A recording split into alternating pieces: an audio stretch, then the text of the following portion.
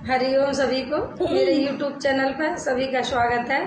आज हम अंधश्रद्धा भक्ति के बारे में बताएंगे कि कैसे अंधश्रद्धा भक्ति अपने गुरु पे तो होनी चाहिए, क्योंकि गुरु बनाओ जान के, पानी पियो छान के।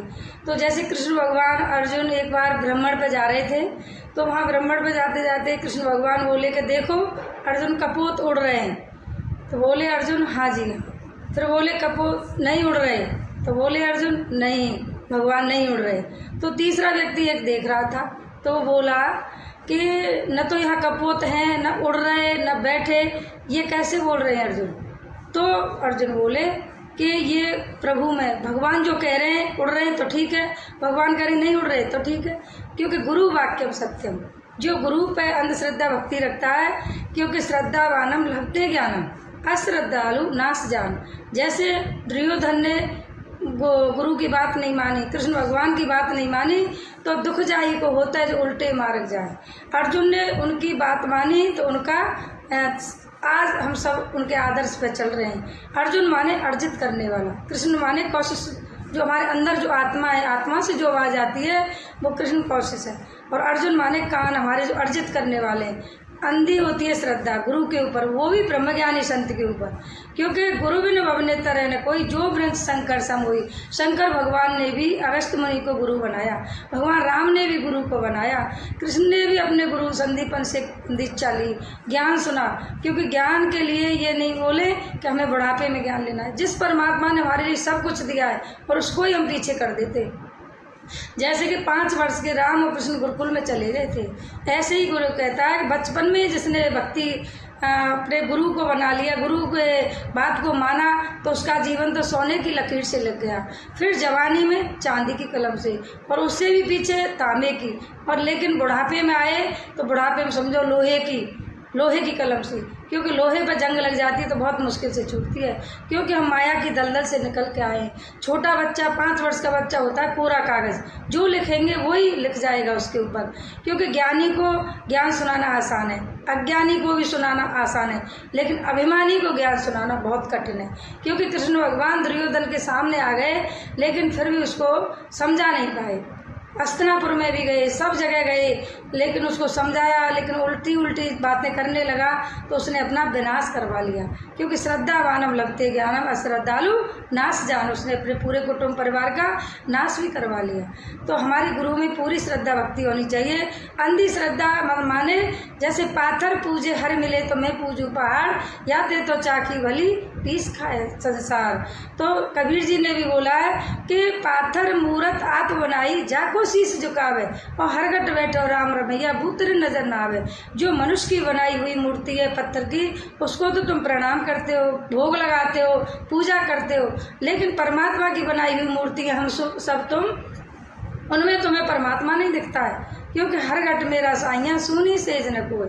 तो हर घट में जब परमात्मा देखेंगे, जब पहले हम तत्व से अपने आप में जानेंगे, जब हम सब में परमात्मा को जानेंगे। क्योंकि देह से चक्षुओं से तो चमड़ा ही दिखेगा, लेकिन जब हम आत्म तत्व को जान जाएंगे, क्योंकि ईश्वर अंश जीव अविनाशी चेतन अमल सहज सुख राशि।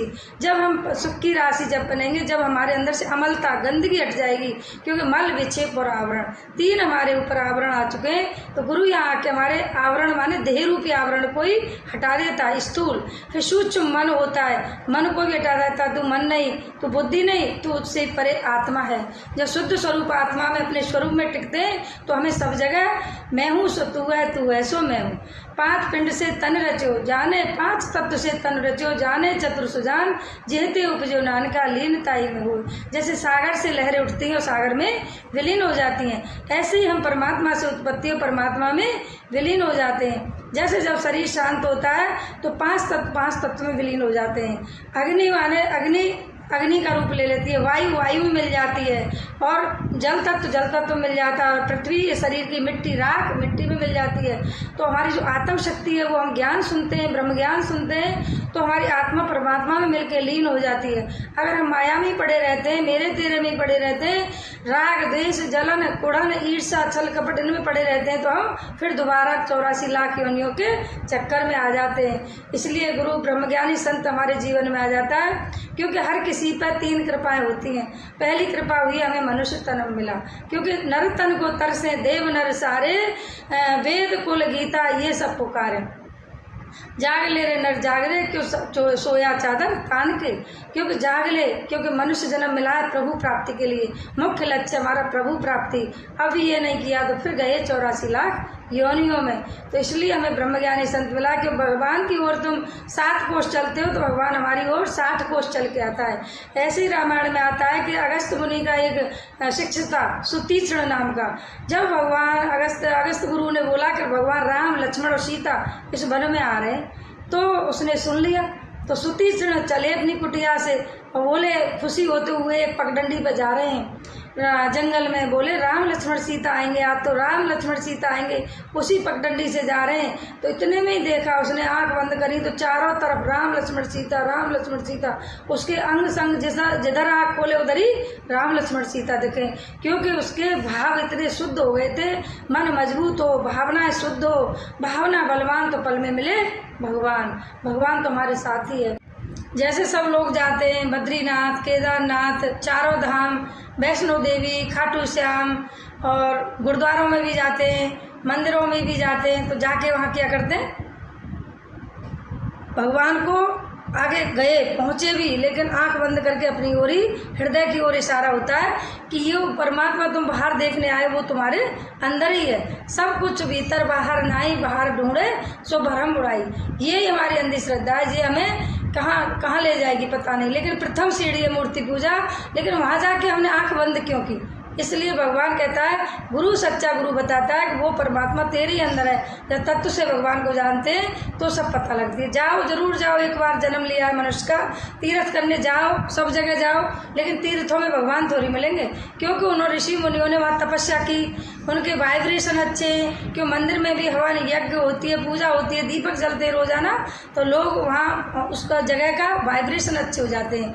फूल खिलता है तो भंवरे अपने आप ही आ जाते हैं। इसलिए जब ब्रह्म ज्ञानी जीवन में आता है संत, जब फूल खिलता है, मतलब ज्ञान का फूल खिलता है, तो सब भंवरे अपने आप ही आ जाते हैं। एक चींटी, एक मीठे का डिब्बा चाहे पंखे पर लटका दो, चाहे ऊपर अलमारी में रख दो, सब जगह होके अपना रास्ता बना ही लेती है। हरि ओम सभी।